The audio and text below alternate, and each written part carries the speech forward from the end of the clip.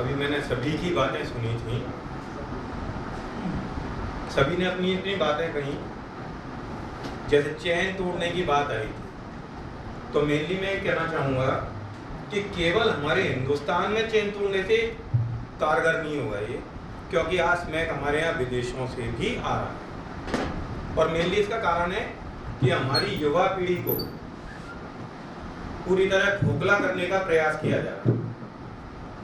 मैं अमूमन बच्चों के साथ ही डील करता हूँ।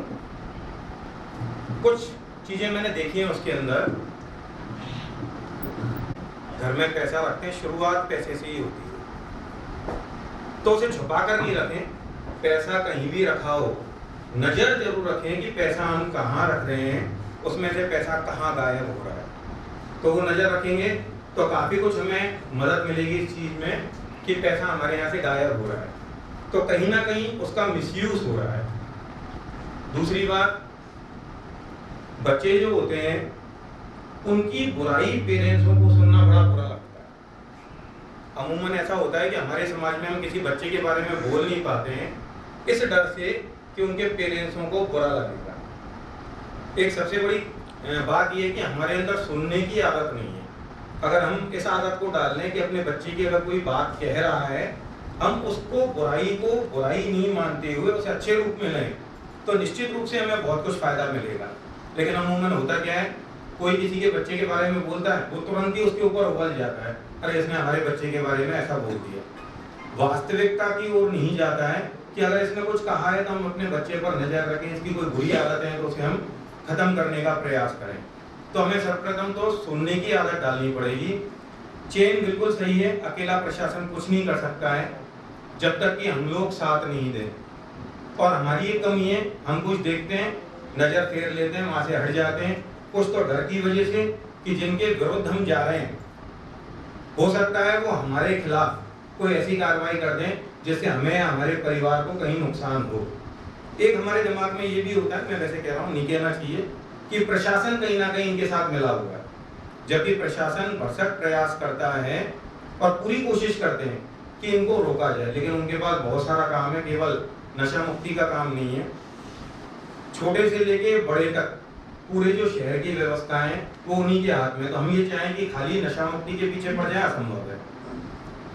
तो हमें चारों तरफ नजर रखना होगा, देखना होगा। बच्चों की बुराई अगर कोई करता है, गलत बातें बताता है, तो हमें निश्चित रूप से उस पर ध्यान देना होगा। और ये चेन टूटने की बात है, बिल्कुल बहुत अच्छी बात कही थी अर्जुन जी ने, लेकिन चेन तोड़ना इतना सरल नहीं है। हम केवल एक ही चीज कर सकते हैं, हम अवेयर हो सकते हैं। आज इतने लोग हैं, सब बैठे हुए, मेरे हिसाब से जो ये कार्यक्रम हुआ है विनोद जी के जरिए जो रखा गया है, इससे कम से कम इतने लोग अवेयर हुए हैं, और भी लोगों को हम अवेयर कर सकते हैं।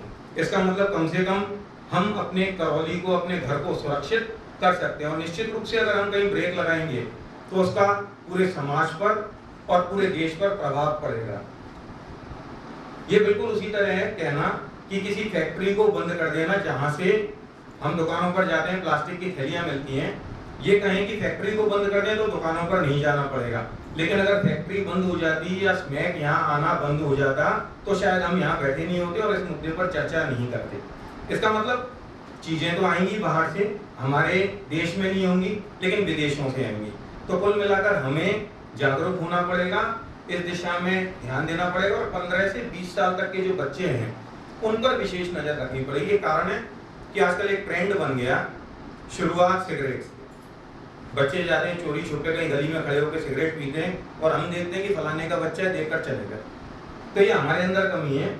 अगर हम उस बच्चे को डांट दें वहीं पर और उसके पेरेंट्सों से कह दें, तो निश्चित रूप से सिगरेट से वो नशा बढ़ते हुए स्मैक तक नहीं जाएगा। तो मैं आप सबसे भी ये कहना चाहूँगा कि आप भी सब अवेयर हो, कम से कम करौली हमारी छोटी जगह, एक दूसरे को जानते हैं, तो इस ओर सभी ध्यान दें और निश्चित रूप से फटकारें, क्योंकि हमारा सबका अधिकार बनता है। फिर अगर पेरेंट्स नहीं मानता है तो वो एक अलग बात है, बाकी हमें निश्चित रूप से ध्यान देना चाहिए। धन्यवाद।